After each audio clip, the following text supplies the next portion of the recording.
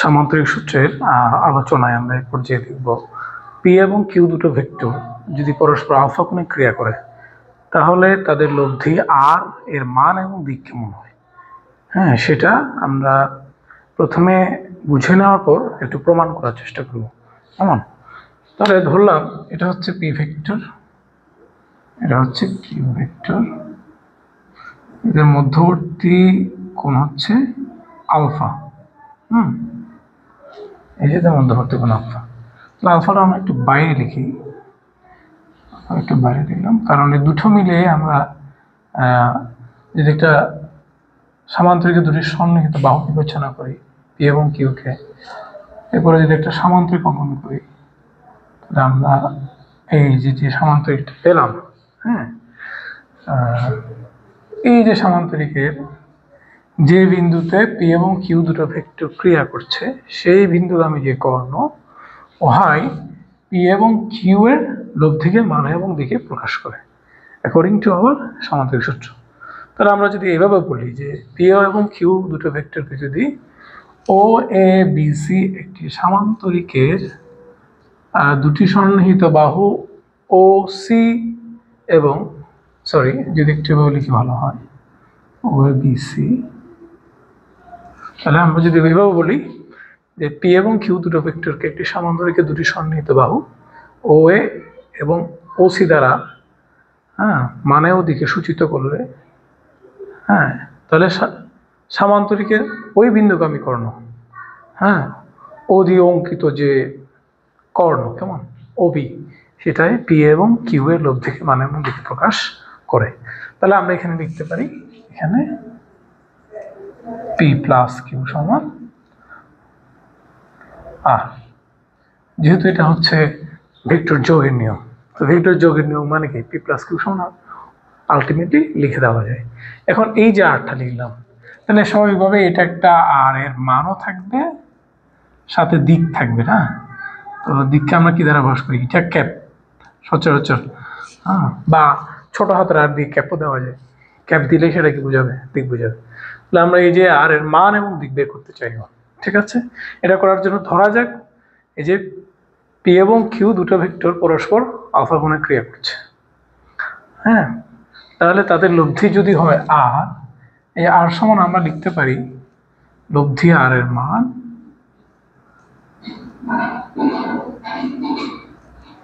আর সমান √r P square plus Q square plus 2pq cos alpha. হ্যাঁ, এটা আর এবং পি এবং কিউকে কাজে লাগিয়ে আমরা কিভাবে আর পাচ্ছি তা দেখাচ্ছি। এই পর্যায়ে আমরা দেখব দিক। দিক সমান তাহলে কি হবে? দিক কেমনে বের করবো? যেহেতু আমরা পি এবং কিউকে জানি, যেহেতু পি এবং কিউকে জানি,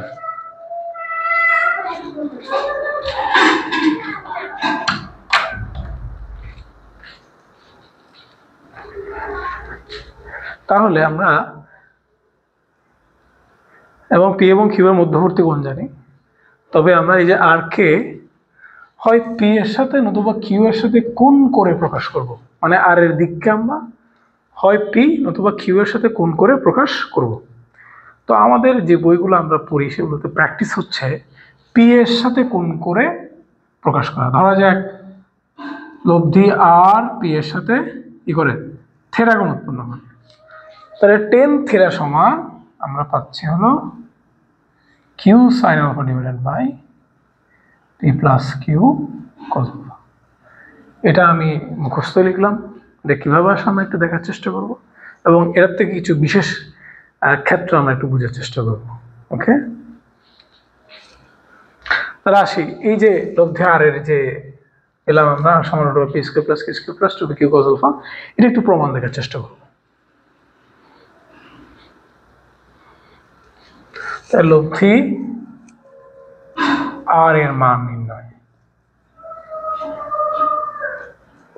ভেরি ইজি। আমরা এখানে যে ছবিটা দেখতে পাচ্ছি এই ছবি ও একে আমি কি করলাম এক্সটেন্ড করব, এক্সটেন্ড করে বি থেকে একটা লম্ব আঁকবো, তাহলে এটা সমকোণী ত্রিভুজ হয়ে যাবে। বিডি লম্ব আঁকলাম, ও এর বর্ধিতাংশের উপর বিডি লম্ব আঁকলাম।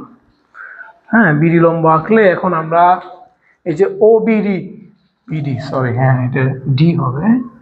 ও বিডি যে সমকোণী ত্রিভুজটা পেলাম, এখানে পিথাগোরাসের সূত্র প্রয়োগ করে আমরা ও বি এর মানটা বের করব। তাহলে এখানে আমি ও বিডি সমকোণী ত্রিভুজে আমি লিখতে পারি ও ভি স্কোয়ার সমান OD square plus BD square. আর ও বি সমান আমরা দেখতে পাচ্ছি আর, তাহলে ওডি সমান কি লেখা যায়, ও এ প্লাস এডি লেখা যায়, হ্যাঁ, whole square plus BD square, very easy. হ্যাঁ, আবার যেহেতু কি এই যে এটা তো আমরা পেয়ে গেলাম, তো পেয়ে গেলে আমরা এখান থেকে দেখি সূত্র লিখে ফেলি, O square plus 2OA into AD plus AD square plus BD square. ঠিক আছে, এখন আমরা কি করব, এই যে এই যে আমরা এখানে দেখতে পাচ্ছি এডি, হ্যাঁ আমরা তো এখানে অলরেডি ও এ মানে আমরা কি দেখতে পাচ্ছি, পি পেয়ে গেছি, ও এ মানে পি চলে আসছে, কিন্তু এডি বিডি এ দুটোতে কিন্তু কি আসে নাই, কিউ আসে নাই।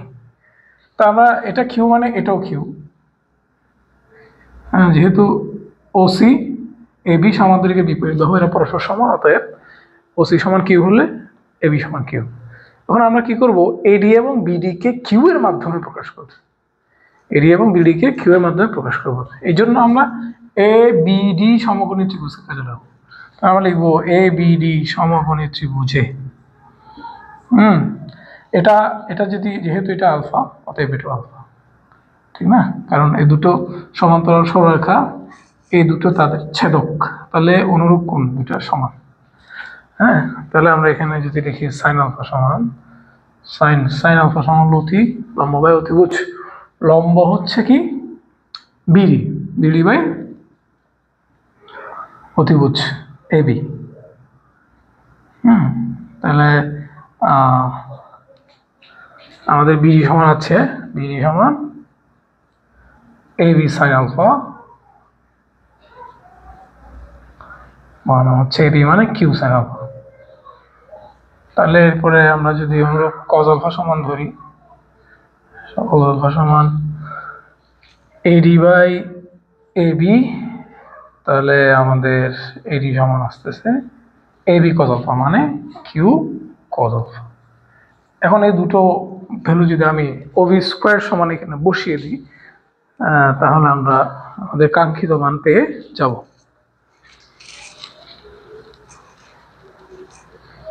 সুতরাং ও স্কোয়ার সমান এখানে ও স্কোয়ার প্লাস 2OA ইন্টু এই যে আমরা Q cos alpha plus square cos square alpha plus Q square sine square. আমরা এখানে যদি একটু ও স্কোয়ার সময় পি স্কোয়ার লিখে ফেললাম, তো পি কিউ কজ আলফা পেয়ে গেলাম অলরেডি, আর এখান থেকে কিউ স্কোয়ার যদি কমন নিয়ে ফেলি sine square alpha plus cos square alpha. Very easy একটা প্রুফ, জানা থাকলে ভালো, জানা থাকলে আমরা বলি বেসিক স্ট্রং ধরে নেওয়া যায়। এসব ছোট ছোট প্রমাণগুলো আসলে বেসিককে কী করে, স্ট্রং করে। এই যে আমরা লব্ধি আর এর মান পেয়ে গেলাম। এখন এই যে লব্ধির দিককে টেন থিটা ধরে নিয়ে আমরা যে Q sine alpha by P plus Q cos alpha লিখেছি, সেটা কেমন হয় সেটা একটু দেখি।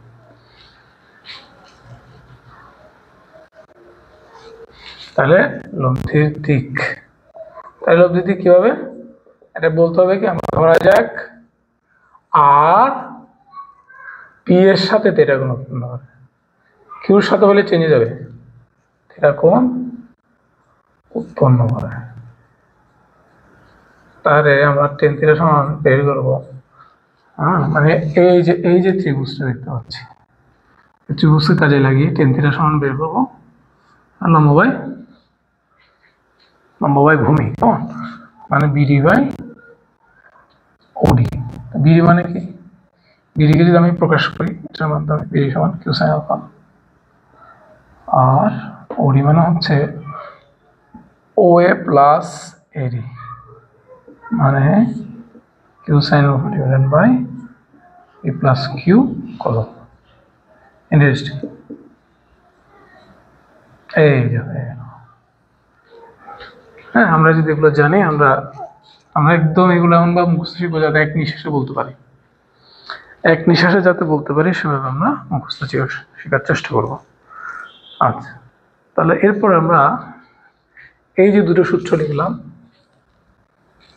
এগুলোর একটু বিশেষ প্রয়োগে যাবো, লব্ধি মান এবং দিক।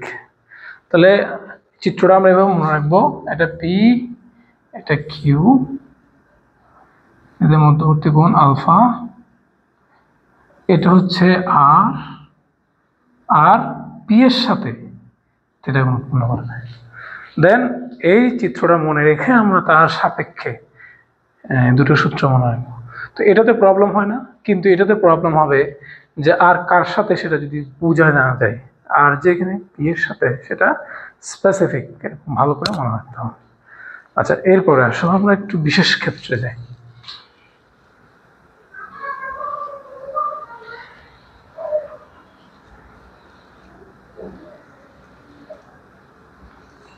বিশেষ ক্ষেত্র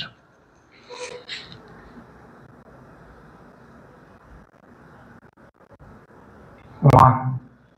তাহলে ওয়ান হচ্ছে কি, এখানে যদি ভেক্টর দ্বয় একই দিকে ক্রিয়া করে,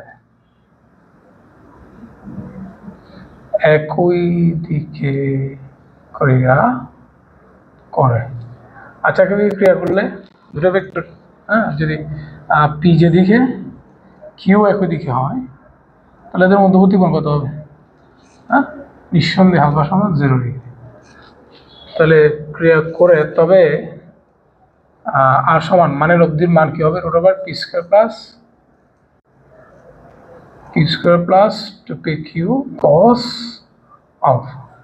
তাহলে cos x কি বসাবো? 0 বসাবো। cos 0 মান কত? cos 0 মান আমরা জানি 1। তাহলে এটা কি হয়ে যাবে? p² plus q² plus 2pq হয়ে যাবে। আমি লিখতে পারি p plus q whole square. এটা করা যায় p প্লাস q। তাহলে আমরা লব্ধির মান জাস্ট কি করবো? ভেক্টর দ্বয়কে যোগ করে দেব। এইভাবে এই যে আমরা যে দেখিয়েছিলাম যে 5 নিউটন মানে দুটো বল যদি একই দিকে ক্রিয়া করে, হ্যাঁ, 5 নিউটন 5 নিউটন, তাহলে একই দিকে ক্রিয়া করলে মধ্যবর্তী কোণ কি হবে? আলফা সমান 0। তাহলে লব্ধি আর সমান হবে এদের যোগফল, মানে 5 প্লাস 10 হবে। কিন্তু আমরা এখন দেখব কিভাবে 5 মিলে আবার কি হয়? 0 হয়। তাহলে বিশেষ ক্ষেত্রে আমরা 2 চলে যাবো। এর আগে আমরা একটু দিকটাও দেখে নিই। তাহলে আমরা দেখতে পাচ্ছি পি যেদিকে যাচ্ছে কিউ একই দিকে যদি যায় তাহলে তাদের আর হচ্ছে কি? আর সমান পাওয়া যাবে তাদের যোগফল।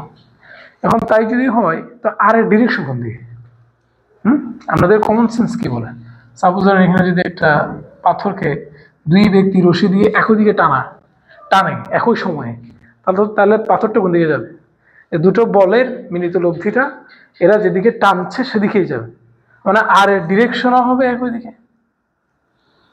পিকিউ যেদিকে আরও একই দিকে। তাহলে আর যদি পিকিউ এর দিকেই যায় বা পি এর দিকেই যায়, আমরা আর এর মান বের করি কার সাথে? আর মানে আর কত কোণে ক্রিয়া করছে সেটা বের করি পি এর সাথে। তাহলে পি এবং আর এর মধ্যবর্তী কোণ কত? 0। তাহলে এখানে থিটা সমান 0। হ্যাঁ, 0 তা আমরা এখানে চাইলে যে টেন থিটা সমান Q sine alpha divided by P plus Q cos alpha দিয়ে যদি করি তাহলে আমাদের কি আসবে? 0 ডিগ্রি আসবে। 2 নাম্বার বিশেষ ক্ষেত্র 2। এটাও ইন্টারেস্টিং, এটাতে একটা ইন্টারেস্টিং ফিচার আছে একটা, সেটা হলো যদি ভেক্টর দ্বয় পরস্পর বিপরীত দিকে ক্রিয়া করে,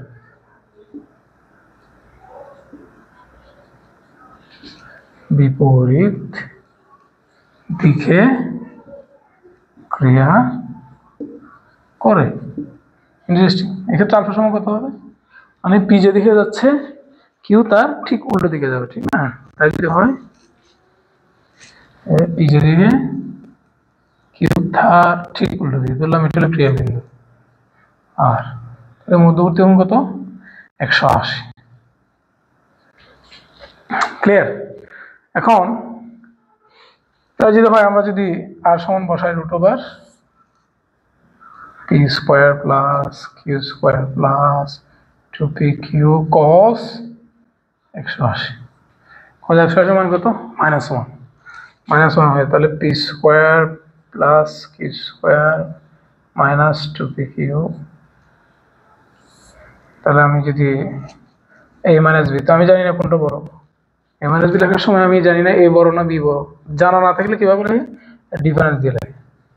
এই যে হোল স্কয়ার রুট কাটা, তাহলে আমি লিখতে পারছি p ডিফারেন্স q, মানে p এবং q এর বিয়োগফল। ডিফারেন্স মানে বোঝাচ্ছে p এবং q এর বিয়োগফল। তাহলে আমরা যেখানে দেখতে পাচ্ছি, হ্যাঁ সরি, এটা ছিল p, এটা ছিল q, হ্যাঁ ওদের মধ্যবর্তী কোণ 180 ছিল। এখন আমরা এখানে যদি একটু খেয়াল করি, যদি p বড় হয়, ধরলাম এটা 10 এটা 5, তাহলে বিয়োগ করলে কত হবে? 5 নিউটন। হ্যাঁ, তাহলে ডিরেকশন কোন দিকে হবে? ডিরেকশন কোন দিকে হবে সেটা বোঝার জন্য আমরা একটু আবার এই জায়গায় আসছি। ধরলাম এখানে p দিয়ে টানতেছি, এদিকে q দিয়ে টানতেছি। হ্যাঁ, আপনাদের কি মনে হয় যদি p এর ফোর্সটা বেশি হয় তাহলে কি এখানে যে আছে সে p এর দিকে যাবে না? মানে আসলে লব্ধির দিক হচ্ছে কি বড় বলের দিকে। মানে আমি বলতে পারি লব্ধির দিক বড় বলের দিকে, বড় বল বা যাই বলি। এবং যদি p এর দিকে হয়, যদি p ইজ গ্রেটার দেন, এখানে ইন্টারেস্টিং ফ্যাক্ট, দিকের ক্ষেত্রে দুটো ঘটনা ঘটতে পারে। হ্যাঁ, দুটো ঘটনা লিখে আপনাকে কনফিউজ করতে পারে। হ্যাঁ, বলতে পারে যে p is greater than q হলে তাহলে আমরা দেখতে পাচ্ছি আর কোন দিকে যাবে? p এর দিকে। তাহলে এক্ষেত্রে লব্ধির দিক বা থিটা হবে 0 ডিগ্রি। খেয়াল করেন, p is greater than q হলে তাহলে আর হবে কোন দিকে? এদিকে। তাহলে আমরা যেহেতু আর এর দিক হিসাব করি p এর সাথে, p এবং আর এর মধ্যবর্তী কোণ কত? সেটা কত? 0 ডিগ্রি। কিন্তু যদি q is greater than p হয়, এটা কিন্তু ইন্টারেস্টিং, তখন কিন্তু আর এদিকে হবে না। তখন আমরা জানি q বড় হলে আর হবে কার দিকে? q এর দিকে। কিন্তু আমরা আর এর ডিরেকশন হিসাব করি কার সাথে? p এর সাথে। তাহলে এক্ষেত্রে আমরা দেখতে পাচ্ছি কোণ হবে তখন এই কোণটা, মানে হলে হবে 180 ডিগ্রি। খুব ইন্টারেস্টিং এবং মনে রাখতে হবে, এগুলো আমাদের প্র্যাকটিক্যাল লাইফের সাথে মিলে যায় একটু, আমরা একটু চিন্তা ভাবনা করি। হ্যাঁ, এগুলো এমসিকিউর জন্য খুব ইম্পর্টেন্ট। বিশেষ ক্ষেত্র 3, মানে বিশেষ ক্ষেত্র 3 হচ্ছে কি ভেক্টর দ্বয় যদি পরস্পর লম্বভাবে ক্রিয়া করে, লম্ব হবে, তো পরস্পর লম্বভাবে ক্রিয়া করলে মধ্যবর্তী কোণ কত হবে? আমরা জানি নিঃসন্দেহে মধ্যবর্তী কোণ পরস্পর লম্বভাবে হলে এই যে p হচ্ছে কি, এর মধ্যবর্তী কোণ হবে 90 ডিগ্রি। হ্যাঁ, আলফা সমান 90 ডিগ্রি। দেন আমরা এখান থেকে এখন p সমান আর সমান বের করে নিব এবং থিটার মান বের করে নিব। তাহলে আর সমান কত হবে? √p² plus q² plus 2pq cos 90। তাহলে √p² plus q² plus cos 90 মান বসে যেটা ভ্যানিশ হয়ে যাবে, জাস্ট p² প্লাস q², এটা আমরা মনে রাখবো। এবং দিক, তাহলে tan θ সমান কি হবে?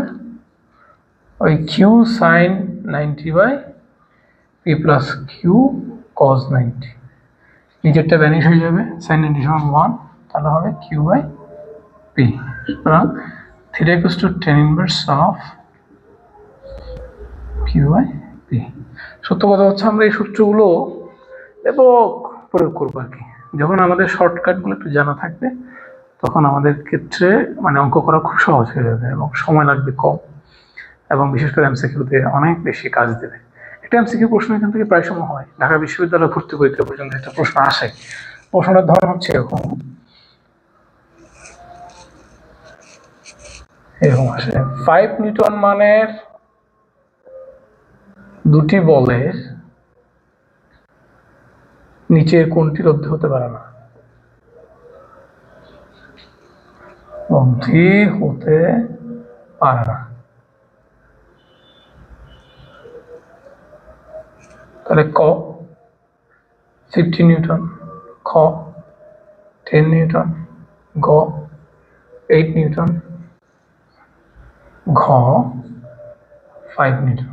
কোনটা হতে পারে? আমরা জানি তোমাদের তিনটা কেস দিয়ে আমরা পেলাম ম্যাক্সিমাম ভ্যালু হচ্ছে P plus Q, minimum value হচ্ছে পি ডিফারেন্স কিউ।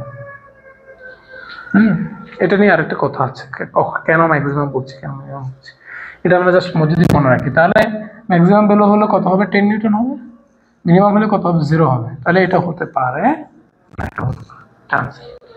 হ্যাঁ, এই ধরনের প্রশ্নটা প্রায় সময় আসে এবং তোমাদেরও বিভিন্ন পরীক্ষায় এটা আসতে পারে। তাহলে আমরা সামান্তরিক সূত্র পেয়ে গেলাম। সামান্তরিক সূত্রের প্রয়োগ এটারও খুবই ইম্পর্টেন্ট। নদী পারাপারের ক্ষেত্রে যে অঙ্কগুলো আছে সেখানে সামান্তরিক সূত্রের প্রয়োগ হয় এবং এখান থেকে খুব সিকিউর হয়। এরপর হচ্ছে আপেক্ষিক বেগের ক্ষেত্রে। হ্যাঁ, আপেক্ষিক বেগ যদি কখন হিসাব করি আমরা, যখন দুটো বস্তুর বেগ ভিন্ন হয় তখন একজনের সাপেক্ষে আরেকজনের এই যে বেগ হিসাব করা হয় এটাকে বলা হয় আপেক্ষিক বেগ। হ্যাঁ, একটা 30 কিলোমিটার/আওয়ার বেগে একজন সাইকেল আরোহী একজন ট্রাক চালক যাচ্ছেন, তার সাথে 30 ডিগ্রি কোণে একদম মিনি বাস চালক যাচ্ছেন ধরো 50 কিলোমিটার/আওয়ার বেগে। তো ট্রাক চালকের সাপেক্ষে মিনি বাস চালকের বেগ কত, এই যে একজনের সাপেক্ষে আরেকজনের বেগ, এটাকে বলা হয় আপেক্ষিক বেগ। এই আপেক্ষিক বেগের ক্ষেত্রে এটা খুব আসে, বিশেষ করে যে বৃষ্টি যে পড়ে, একজন সাইকেল আরোহী সাইকেল চালিয়ে যাচ্ছে, একজন বৃষ্টি পড়তেছে, তাহলে সাইকেল আরোহীর কাছে বৃষ্টির বেগ কত বলে মনে হবে বা কত কোণে পতিত হবে, এবং এই বৃষ্টি থেকে বাঁচতে তিনি কত কোণে ছাত্র ধরবেন। খুব ইন্টারেস্টিং, এটা এখানে আসবে। তাহলে আমরা সামান্তরিক সূত্রের প্রয়োগে যাওয়ার আগে আমাদের আরেকটা সূত্র আছে ভেক্টর বিয়োগ, এটা একটু বুঝে নিয়ে আমরা সামান্তরিক সূত্রের প্রয়োগটা দেখব। তাহলে আসো ভেক্টরের বিয়োগটা একটু দেখে শেষ করবো আজকে এই লেকচারটি।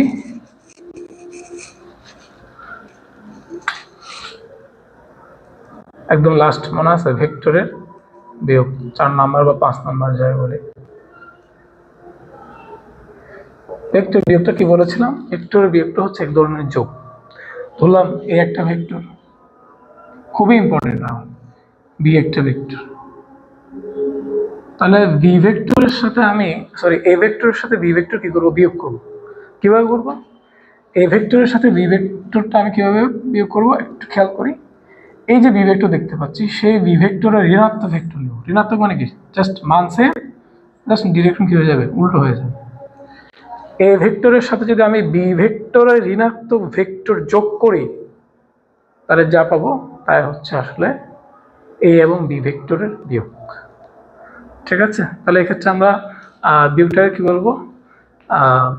এ ভেক্টরের শীর্ষবিন্দুতে যে ভেক্টরটি এ ভেক্টরের সাথে যোগ করব তার ঋণাত্মক ভেক্টরের পাদবিন্দু স্থাপন করে। খুব ইন্টারেস্টিং। হ্যাঁ, আমি বিটাকে যদি একটু ভাবে নিই খুব ইন্টারেস্টিং হবে। এটা হলো বি, তাহলে মাইনাস বিটা হবে কোনদিকে? এদিকে হবে। তাহলে আমি ধরলাম এটা এ ভেক্টর, তো এই ভেক্টরের সাথে যদি আমি বিটা যোগ করতাম তাহলে কোথায় বসাইতাম? এভাবে বসাতাম, ঠিক না? কিন্তু এখন আমি কি করবো?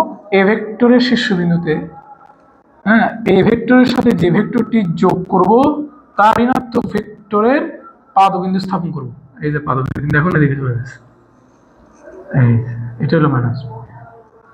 স্থাপন করে ভেক্টরের পাদবিন্দু এবং মাইনাস বি ভেক্টরের শীর্ষবিন্দু, মানে যে ভেক্টরটি যোগ করব তার ঋণাত্মক ভেক্টরের শীর্ষবিন্দু যোগ করলে যে সরলরেখা পাওয়া যায় তা বিপরীত ক্রমে উক্ত ভেক্টর দ্বয়ের বিয়োগফলকে মানে এবং দিকে প্রকাশ করে। এ হলো সোজা গঠন। তাহলে আমি কি করব? ভেক্টর বিয়োগের ক্ষেত্রে কি করব? কোন একটি ভেক্টরের সাথে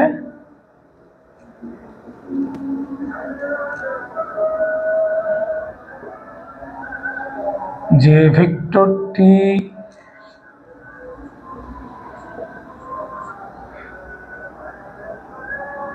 বিয়োগ করব তার ঋণাত্মক ভেক্টরের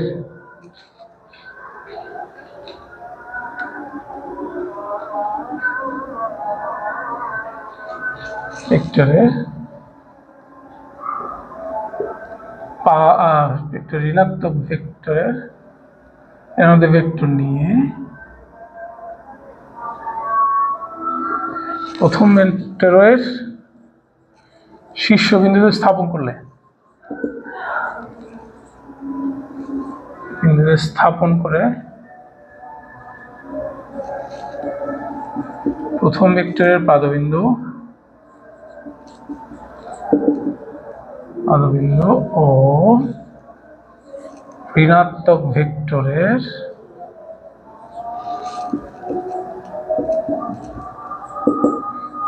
শীর্ষবিন্দু যোগ করলে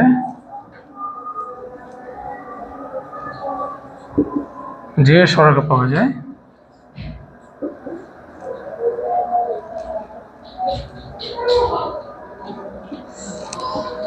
তা উক্ত ভেক্টর দ্বয়ের বিয়োগফল নির্দেশ করে। বিয়োগফল নির্দেশ করে। তাহলে আমরা এখানে দেখতে পাচ্ছি বিয়োগফল কি হবে, দুটো ভেক্টরের বিয়োগফল হবে a প্লাস মাইনাস বি। এখানে এই বিষয়টা খুব ইন্টারেস্টিং এবং গুরুত্বপূর্ণ। এখানে মনে রাখতে হবে a প্লাস বি এটা কেন বেশি দরকার। a প্লাস বি যদি ধরি আমি একটু করে,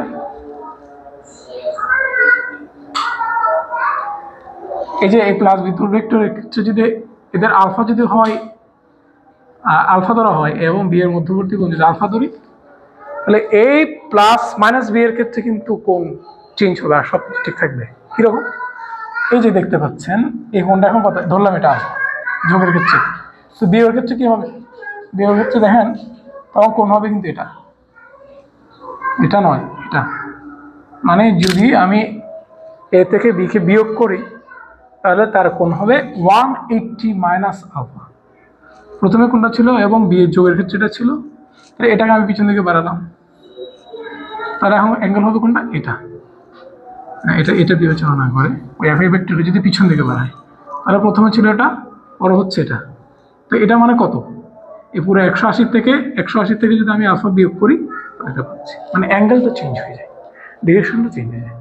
ওকে, এবং এটা দিয়ে আমাদের এই কাজ করা লাগবে এবং খুব গুরুত্বপূর্ণ কিছু সমীকরণ এখান থেকে বের হবে এবং ভেক্টর বিয়োগের এই নিয়মকে ব্যবহার করে আমাদের এই অবস্থান ভেক্টরের কাজে লাগিয়ে কিছু ম্যাথমেটিক্স হয়। সাপোজ ধরলাম এখানে একটা বিন্দু দেওয়া আছে, এটা হলো r1, এটা r2 ভেক্টর।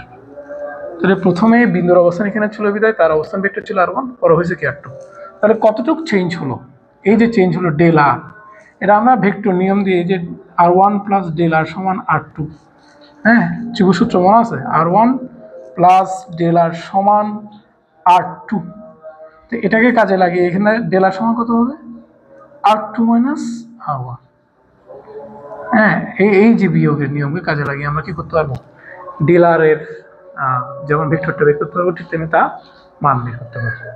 তো এই লেকচার এতটুকু পর্যন্ত রাখলাম, এরপরে আমরা সামান্তরিক সূত্রের প্রয়োগ দেখব। তো সামান্তরিক সূত্রের প্রয়োগ দেখার আগে আরেকটা জিনিস আমাদের দেখে নিতে হবে, সেটা হচ্ছে এই যে আমরা কি করলাম, ভেক্টরের যোজন করলাম। তো দুইটার থেকে একটা ভেক্টর পেলাম, তো ওই আবার একটা ভেক্টর থেকে দুটো অংশ বের করা যায়।